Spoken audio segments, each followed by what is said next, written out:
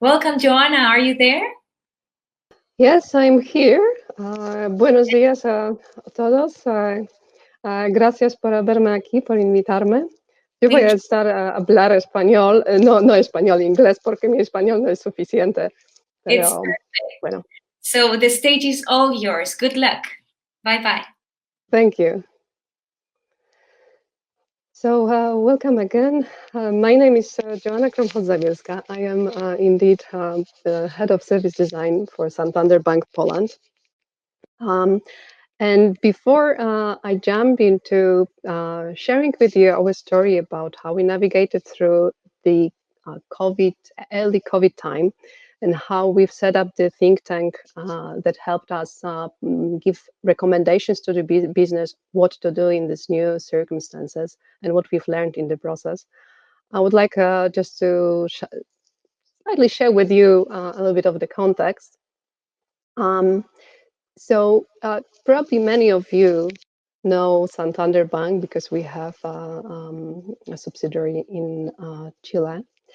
But Santander Bank in Poland is maybe quite a different organization because it's a 30-year-old Polish bank that has been bought 10 years ago by Santander Group.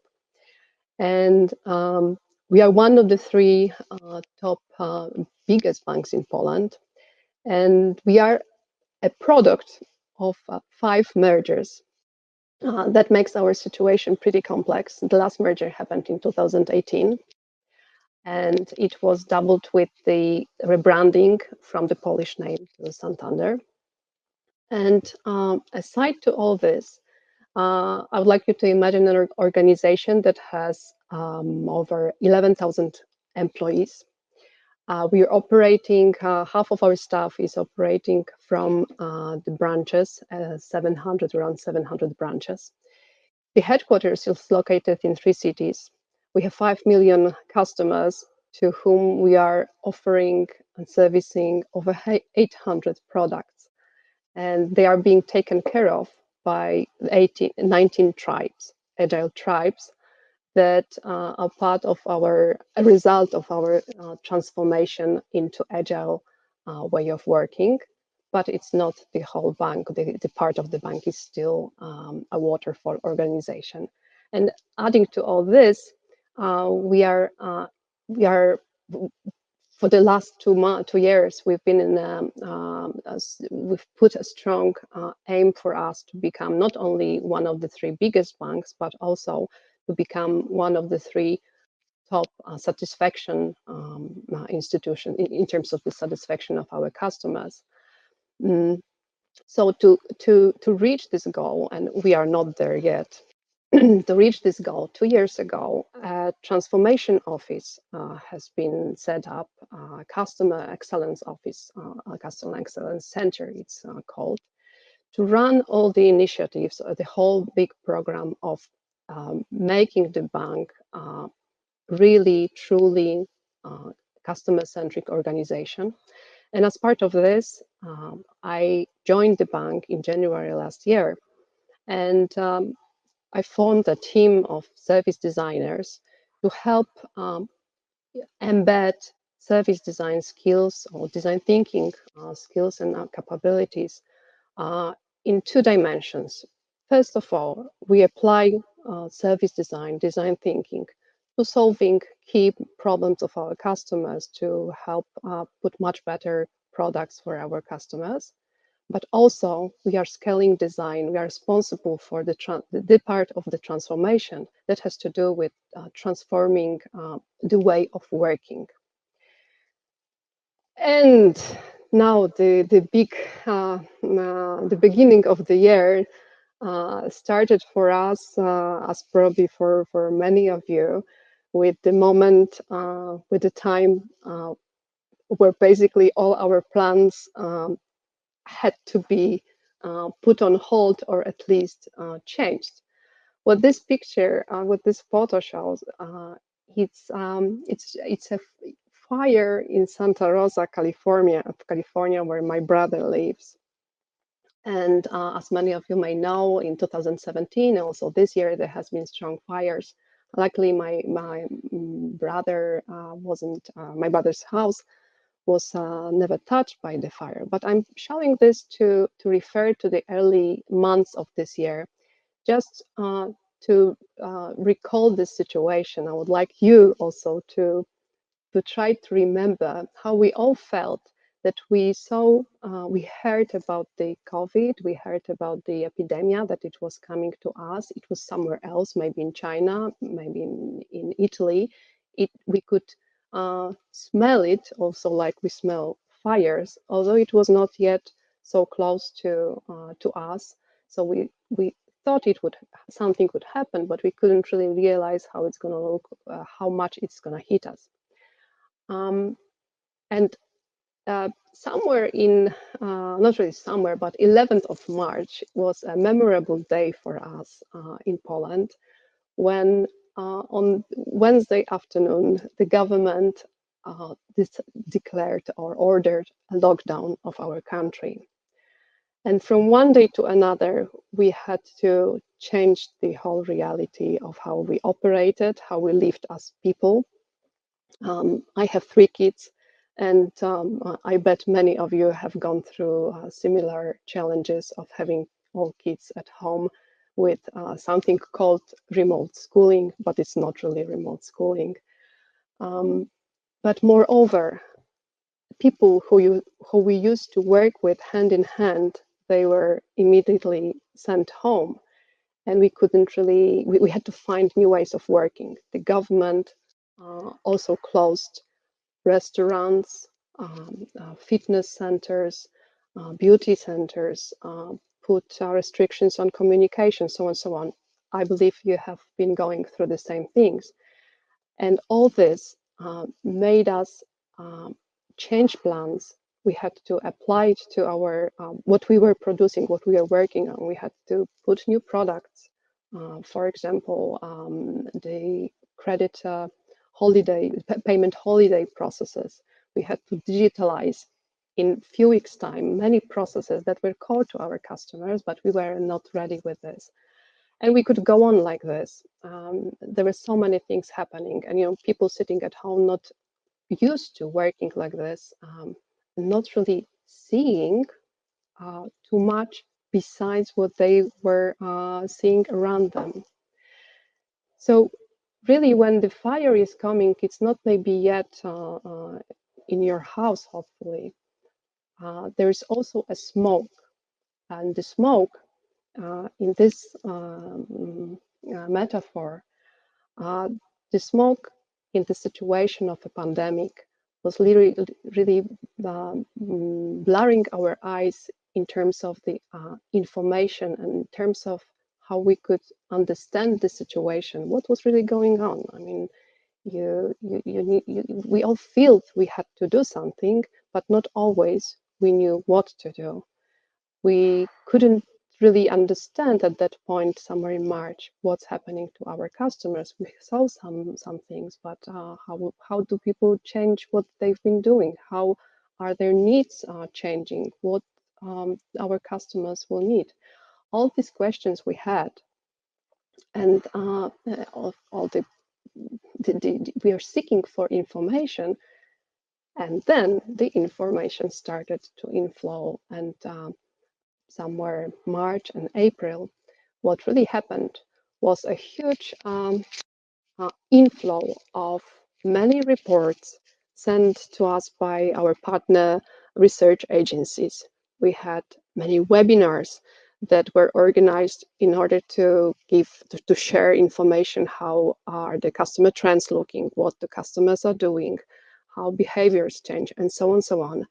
And I remember a week where I was getting the same report 5 or 7 times from different people in the organization, that was caused by the fact that we didn't have the organization ready to aggregate, consume, synthesize data, and organize the information flow and information sharing. We were invited to many webinars, but there were so many of them that it was impossible to go there, be there, listen, and yet have all of other meetings. I believe it's pretty typical, and it happened in many organizations, that what really happened in this moment was not only that we had to deal with the reality, but the reality of fighting COVID, but we were also fighting this overload of information and our fear, in a way, to miss something relevant for our business. And this situation had its meaning, had its name. I found a quote from Director General of the World Health Organization, and he said somewhere in February that we were not only fighting the pandemic, the epidemic, but also an infodemic. To much extent, he was meaning probably the mess and the unknown of the epidemic, of the health issues. But in our reality, it also meant a lot of uncertainty about how we can interpret the situation. And many times we really felt like these guys in the picture, that you hear so many things, you cannot process it, and all you think is, just to run away, to shut your ears. But we are service designers, so we are meant to solve problems and not to escape from the wicked problems. So here, this really the story of how the idea of the think tank happened and how it helped us in this moment. So one day, in somewhere in April, I was sitting with my service designer, with Magda Sagan. You can see her in the red frame, and we were talking about how we can cope with this overload of information. And then I thought that we have fixed it. And the idea we came across was to set up an internal think tank, a cross-bank team that would be able to aggregate, synthesize information, and bring recommendations to the business. And that's what we really did, very informally at that point of time. This was somewhere in April. Magda came up with a great name for the think tank. It's called Insights.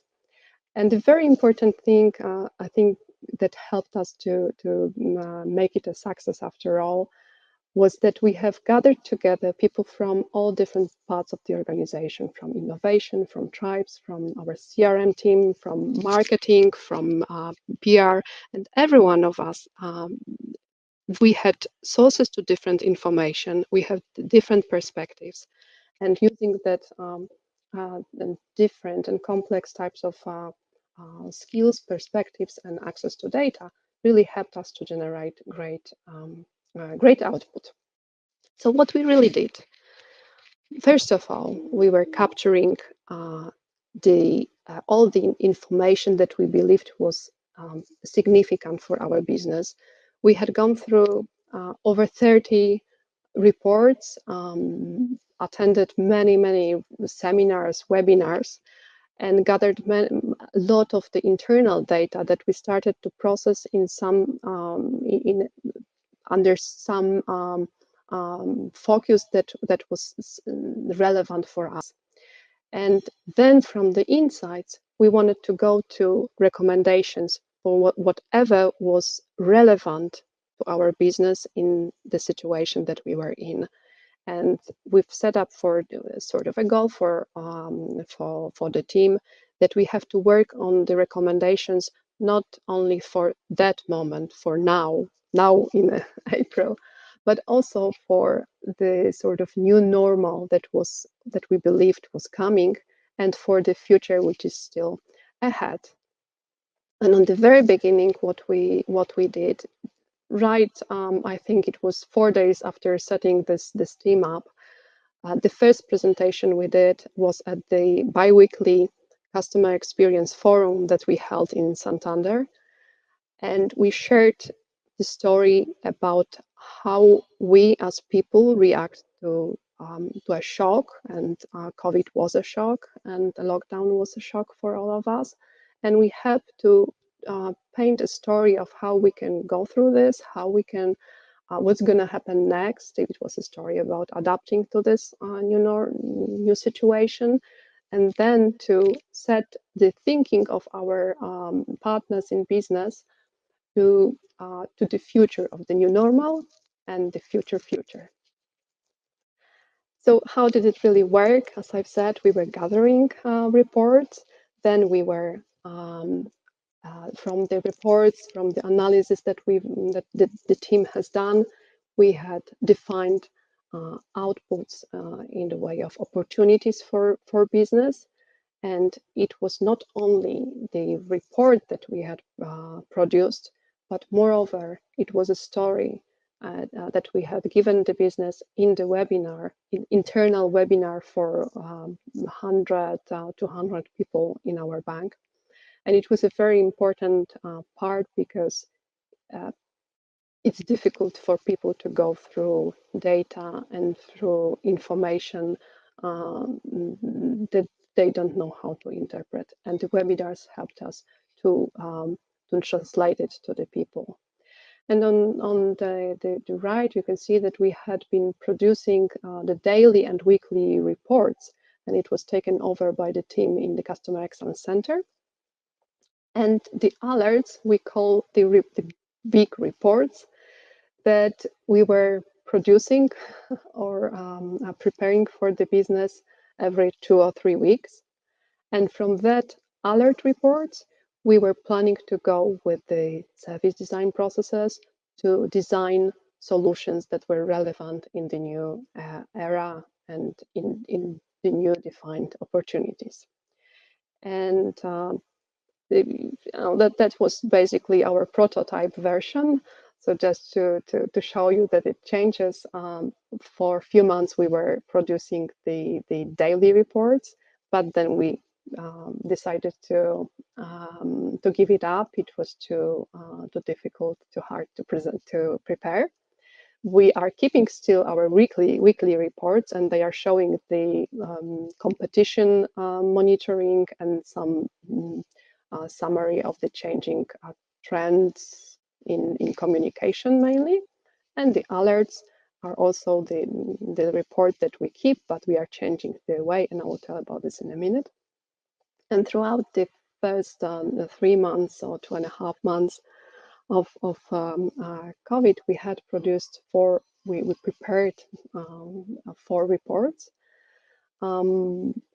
for different types of customers, because it basically reflects also the scope of our activities in the bank. So individual customers, SME customers, internal employees, and also we talked about the trends ahead of us. And just to show you or tell you how it worked in reality, I would like to talk a little bit more about the signals of change for individual customers. So how did it work? From all the reports that we had gone through, we were able to define 16 signals of change, as we call it.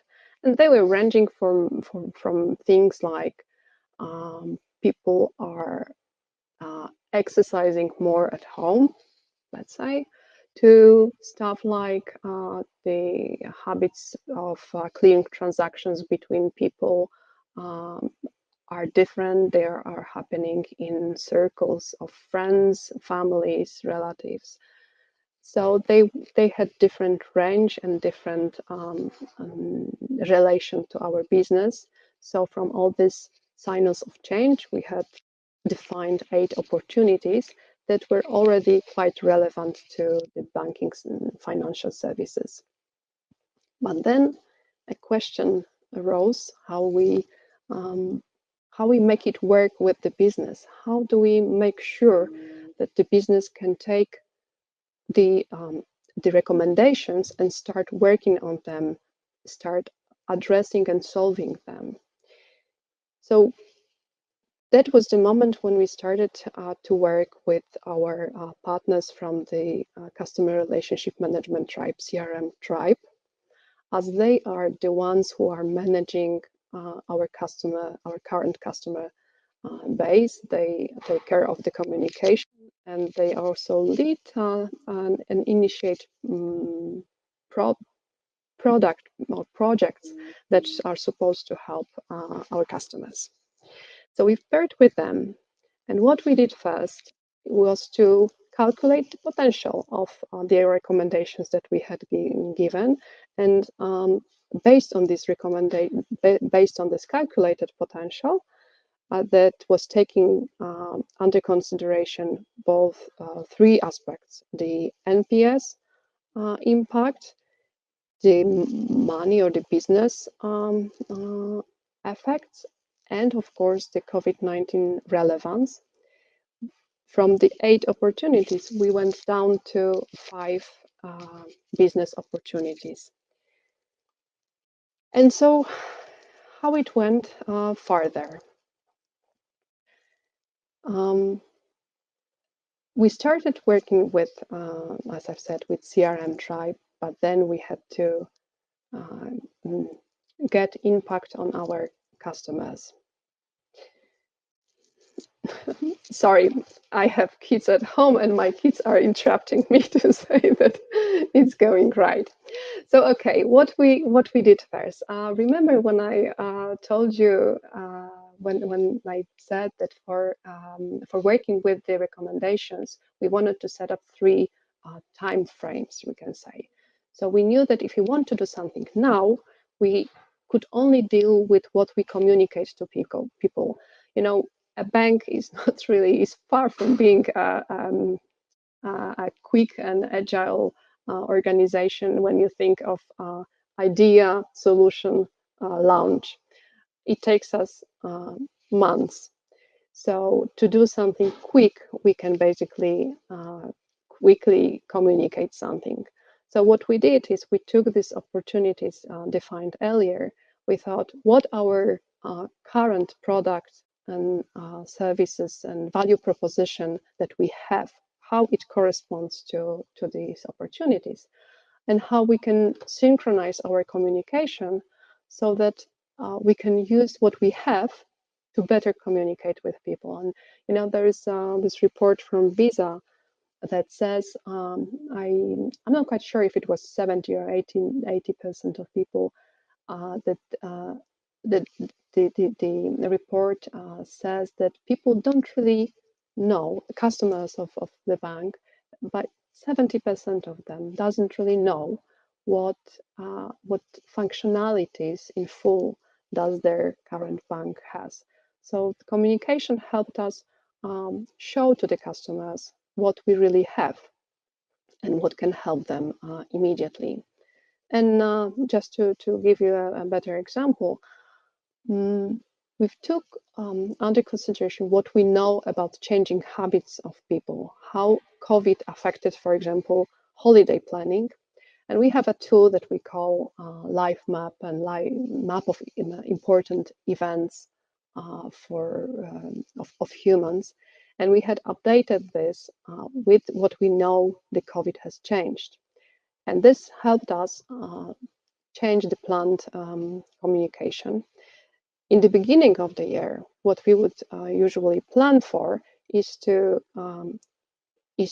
promote, for example, money exchange or credit card usage, car rental to the customers, because a lot of Polish people live abroad, and it was no longer relevant. In COVID times, people had to stay in Poland. Majority, the habits or the plans changed, and instead we had to give them options for more cashless transactions, or different options. How can they deal with the cancellations through booking, or let them know what services they can use, and for example, how to ensure against also COVID or fact that people could lose jobs. So we basically changed the communication first. But then we had planned for using the opportunities that we have defined for the future products, for the future value propositions. And from in the scope of these 5 opportunities, we had defined, we have defined over 20 projects at first, but then went down to 14 so-called top quality initiatives that were referring to these opportunities, but also solving some earlier defined business needs. And we've started design processes. And one of these processes, just to tell you about, was about digitalization of seniors. We realized that 1/3 from the data, of course, that we have, we realized that more or less 1/3 of our customer database is seniors or people over 55 years old, and almost half of them are not digitalized. So half of them, around 1 million customers, are using our branches and not using any other tool for banking, which in the lockdown time was just something we had to deal with. And we've started project to solve this problem and to address the challenge of how can we, as a bank, help our senior customers start banking digitally, even if they hadn't before. And this project has been piloted just in last month, and we have very good results. Although few hypotheses we had killed with the test, so the tests work.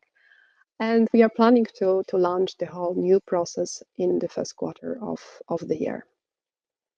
And for the future, what we are basically doing is we are working within our planning frame, and we as the Customer Excellence Center are using the insights opportunities to fill in the quarterly business review process, which is a planning process for the tribes, and give them direction where they should go and what problems, what opportunities they should address in future.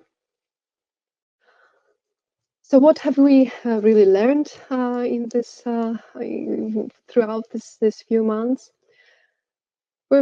First of all, there are tactical things, and what we've learned is that in the situation of a shock, of such a dynamic situation, you have to act fast. And once we set up the team, this cross-bank team, we said, okay, let's give the answers as soon as possible and not take care so much of the presentation, for example, the way it looked. So it was more important to give a story and to give solution than to, spend time on how it looks. So done is definitely better than perfect. Then the fact that and the story that was helping the report was very important because it was helping to transmit the translation to the people. Then the branding that we've set up for this think tank, the insights think tank, and even the black and white thing, it really helped us to get people refer to something concrete.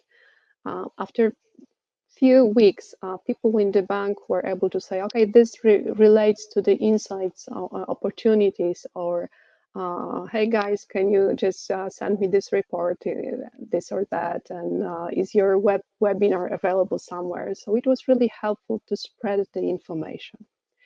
And then a very important thing that's not so typical for especially big corporations that are like a little bit like a dinosaur in a way. We are trying to change the culture, but we are still working a lot in silos, and breaking these silos, inviting people like we did with people gathered very informally. There was no official structure, or we didn't form even a project. We just agreed with the people from other departments to join us. Of course, we agreed with their bosses, but doing this sort of help break the silos and break the walls, sometimes unspoken. But besides the tactical thing, there is also something more to it, and this refers to who we are as service designers and what we do.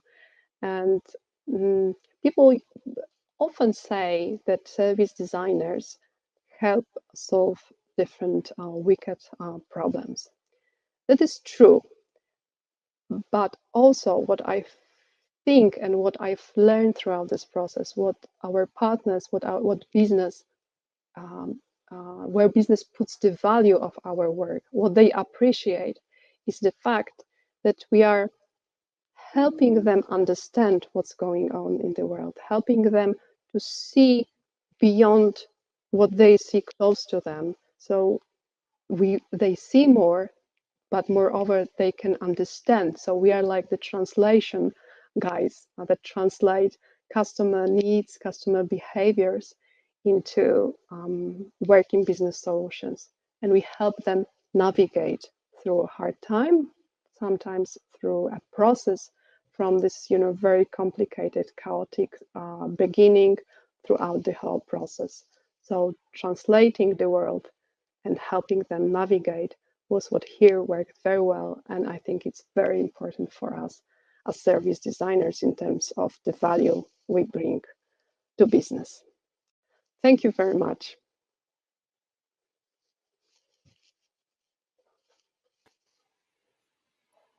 Thank you. Thank you for your wonderful presentation. Now we're going to read some questions that the audience made for you while you were doing your talk. Sure. I'm going to read them first in Spanish and then in English, okay? Sure. Okay. ¿Qué nos puede recomendar para estar mejor preparados ante un riesgo inminente, dado que esta condición de inseguridad parece transformarse en algo permanente? What can you recommend to us to be better prepared in the face of an imminent risk, given that this condition of insecurity seems to become permanent?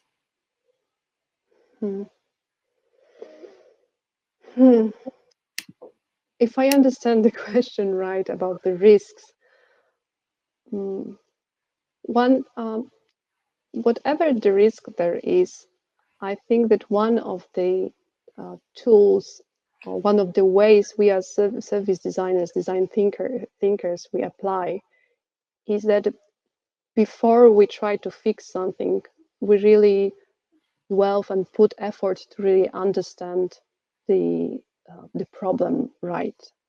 And to understand it, you have to dig deeper and sometimes ask many questions, why things are happening. So one thing I would say, it's about understanding really the problem. And the second, in terms of mitigating different risks, is that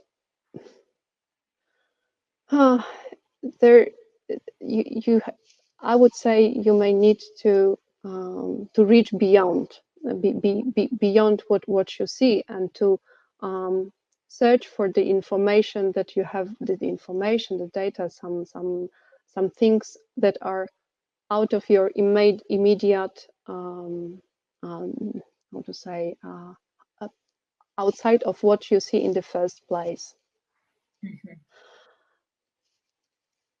I don't know if it answers the, yeah, I think you did. Question. Now the second question. ¿Qué tan rápido reacciona una organización tan grande como Santander a una emergencia? ¿Y qué es lo más importante para acelerar las reacciones de una organización grande? Now in English. How fast an organization as big as Santander Poland react to the emergency? And what is the most important things to accelerate the reactions into a big organization? Well, in terms of the pandemic, somewhere in March, what we, as the organization, as a big band, what we've done, we have the procedures to act in such situations. So, in terms of the formal thing, you basically set up the body that's managing the new situation. So we had a governing or a steering body that was taking care of the emergency. That's in terms of the formal things. But honestly, there was still the question: how fast? Well, immediately. And of course, there's a huge chunk of the processes and critical operations that have to be taken care of. And there are much better experts to explain this. But basically, what we really had to do is, first of all, to secure the safety of our employees, both in headquarters, but moreover in the branches. Remember, we had 6,000 people working we have 6,000 people working in branches. So they had direct, they could have direct contact with COVID, with customers coming ill. So we had to secure their feeling safety. We had introduced many procedures in the branches, and it had to happen within few days time from the lockdown was, or even before the lockdown. But that's really from the formal perspective. And from my perspective, what I would say in this situation, the the, the critical situation and the meaning of remote work imposes a very strong perspective. When people start working from home, besides the fact that you have to give them tools and it's obvious, what we are lacking is the live presence of different people hearing what's going on. So the communication is key, and the open communication, being in touch with the team. I have the team of 6 designers now, but early in the year it was 3. But we are in the bigger department, so assuring communication and putting a lot of effort in communication, in frequent communicating with people is a must. Yes. Well, thank you so much, Joanna, for being here today with us. Thank you for your talk. It was Thank you. amazing. And we hope you have a great day and to see you soon. Sure. Thank you very much, and have a good rest of the conference. Gracias. Ciao. Bye. Ciao, ciao.